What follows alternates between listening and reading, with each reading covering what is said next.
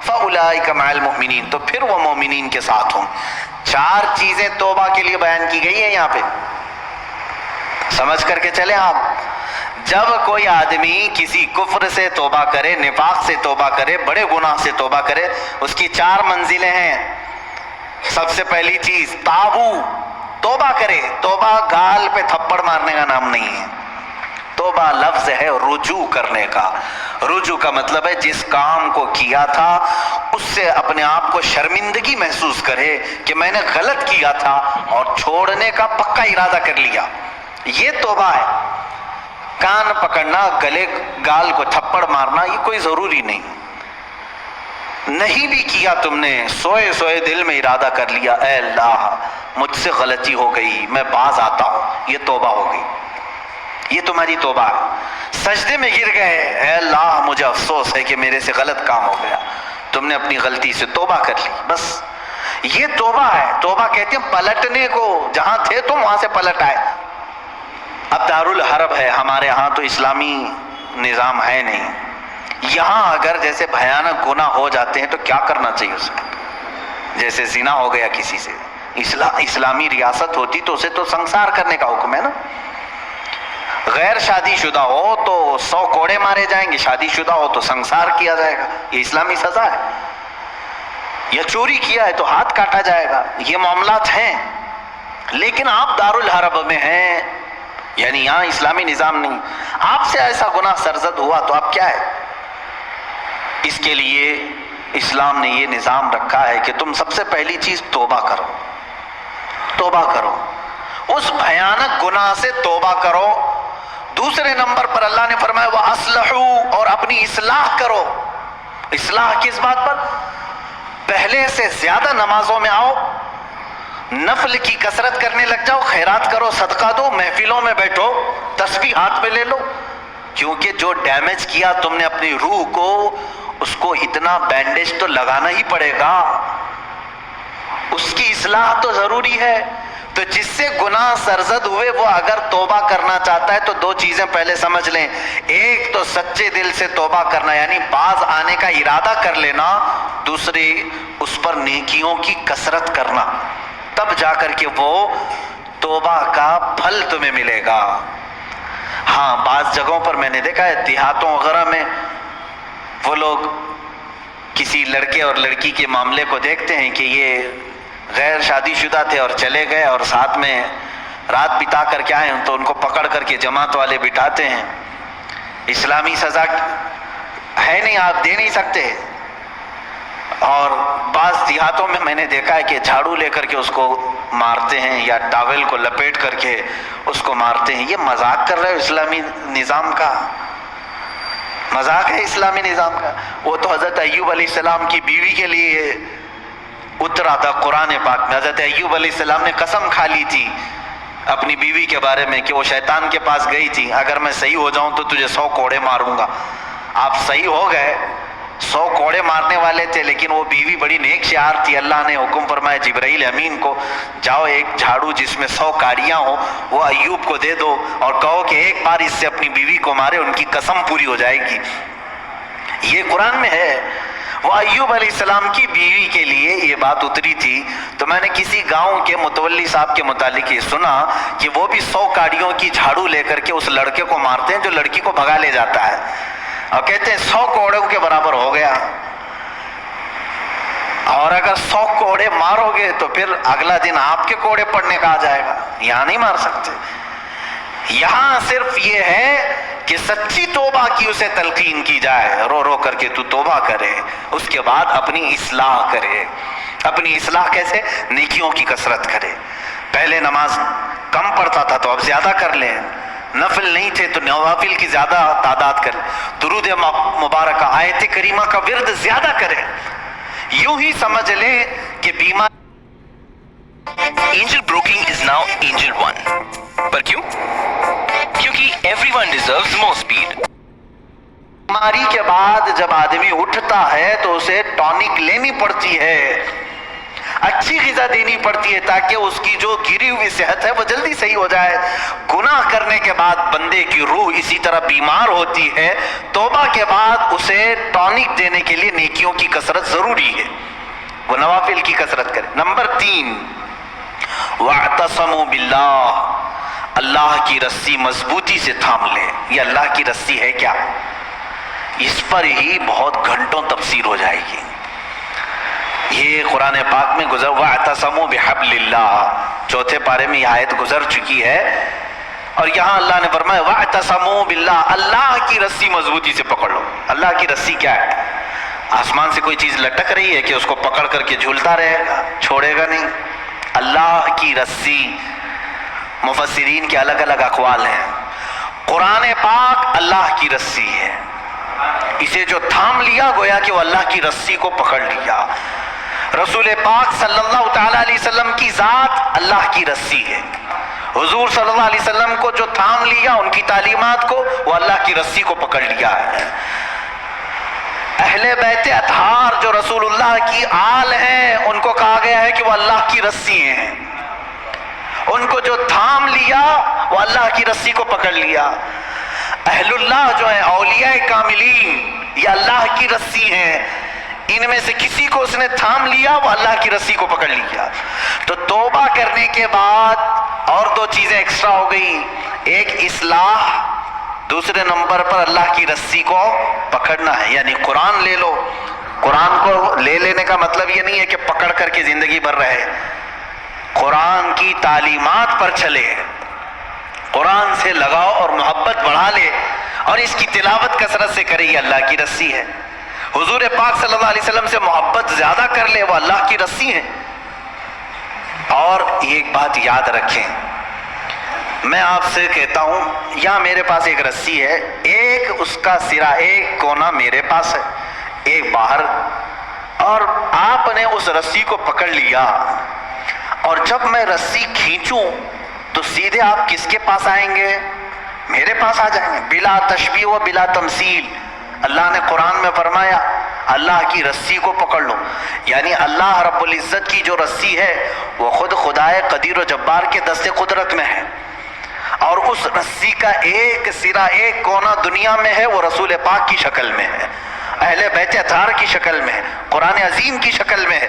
ان کو جس نے پکڑ لیا, جب رب تبارک و تعالیٰ سارے لوگوں کو کھینچے گا تو تم وہیں جاؤ گے جہاں یہ اس رسی کا دوسرا کنارہ ہوگا. اسی کو کہتے ہیں اللہ رب العزت تک پہنچنے کے لیے اس کی رسی کو تھام لینا, یعنی اہل اللہ, اولیاء کاملین سے وابستہ ہونا, قرآن پاک سے اور رسول پاک کی زندگی سے وابستہ ہونا. 3 چیزیں میں نے گنا دیا توبہ کے لیے. وَأَخْلَصُوا دِينَهُمْ لِلَّهِ, چوتھی چیز ہے اپنے دین کو اللہ کے لیے خالص کر دینا, پیورٹی والا دین.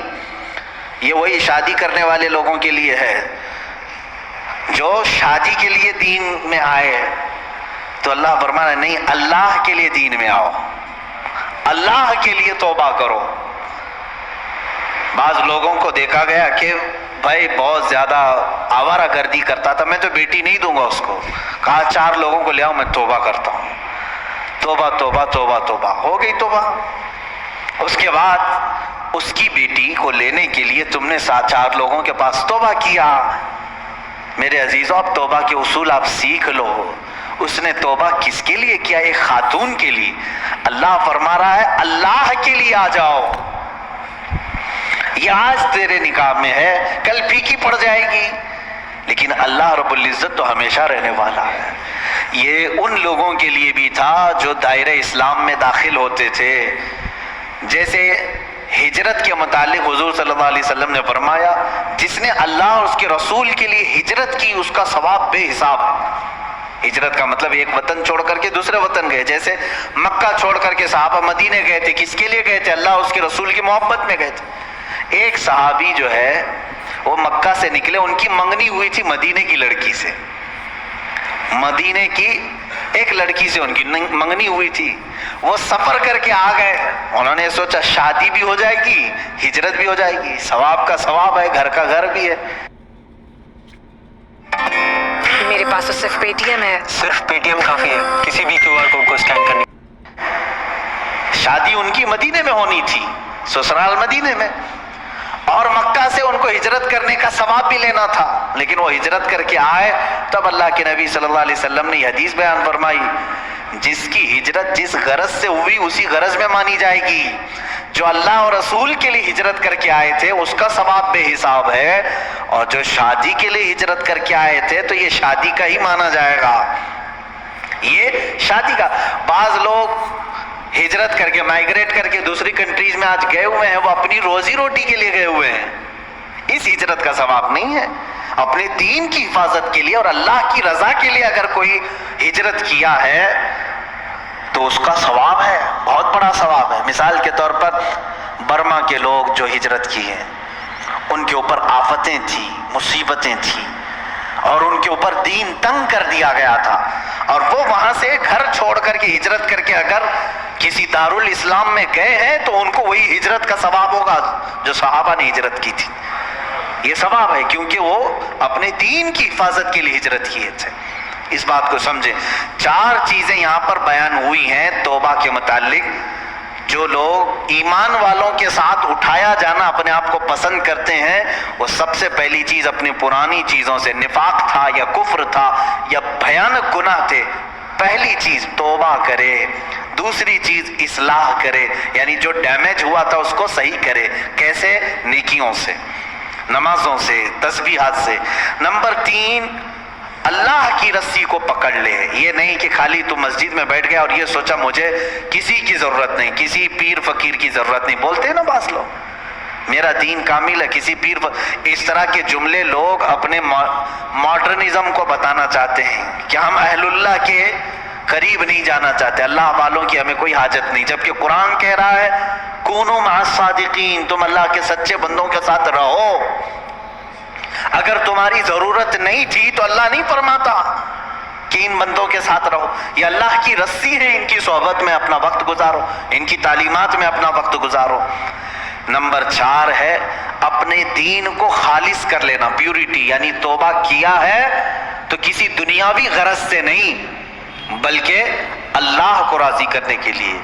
بزنس کے لیے اگر کوئی داڑھی رکھ لیا، اپنا دھندا چمکانے کے لیے اگر کوئی ٹوپی پہن لیا تو نہ اس داڑھی کا اسے ثواب ہے نہ اس ٹوپی کا اسے ثواب ہے، بلکہ وہ دھوکہ دڑی میں شامل ہے۔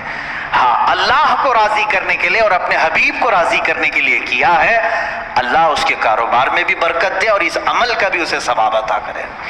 یہ 4 چیزیں ہیں۔ توبہ کے بعد کیا کیا کرنا ہے؟ وہ اصلحو کا مطلب ہوتا ہے اپنے آپ کو پھر سنوارنا ہوگا تمہیں۔ مومنین کے ساتھ اگر بیٹھنا ہے تو سنوارنا ہوگا۔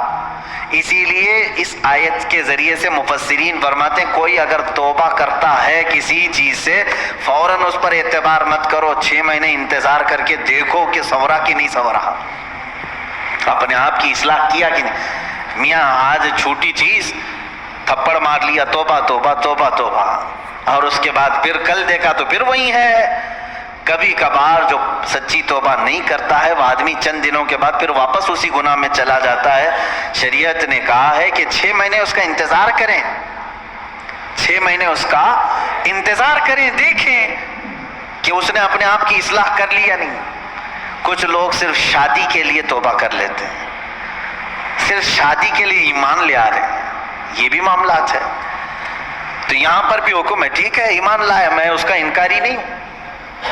کوئی لڑکی ایمان لے آئی، کوئی لڑکا ایمان لے آیا، اسلام میں داخل ہوئے، تو حکم تو یہ ہے کہ 6 ماہ اس کا انتظار کرو، دیکھو کہ حقیقت میں اس نے اپنے آپ کو سنوار لیا کہ نہیں۔ ارے ادھر صبح توبہ کیا، دوپہر میں نکاح کی محفل بیٹھ گئی، پھر شام میں پتہ چلا کہ ہو گیا، آپ واپس چلو اپنے دھرم میں، یہ تو دھوکہ دینا ہوا۔ تو اصلاح کرنا اپنے آپ کی، یہ توبہ کی دوسری منزل ہے۔ تم ایمان والوں میں کب شامل کیے جاؤ گے؟ پہلے نمبر پر توبہ، دوسرے نمبر پر اپنی اصلاح۔ وہ یوں ہی سمجھ لیں زخم ہو گیا تھا، ہاتھ میں زخم ہو گیا تھا، پھوڑی ہو گئی تھی، پھٹ گیا، گئے ڈاکٹر کے پاس، کس کام کے لیے؟ علاج کے لیے۔ اب وہاں 2 چیزیں ہیں، 2 چیزیں، پہلے تو اس کو صاف کر کے وہ پٹی باندھے، پہلے تو صاف کر کے پٹی باندھے، کے بعد پھر دوائی بھی دے کہ جو کمزوری آئی ہے وہ دور ہو سکے. دونوں میں خالی ایک ہی کیا, خالی دوائی لے کر کے آیا, زخم کو نہ پوچھا نہ کچھ نہیں. تو زخم تو باقی رہا اور دوائی کھا رہے ہو, یا زخم کو تم نے سب پوچھ دیا لیکن دوائی کھائی نہیں, تو بھی چنگا ہونے میں, بھلا ہونے میں ٹائم لگتا ہے.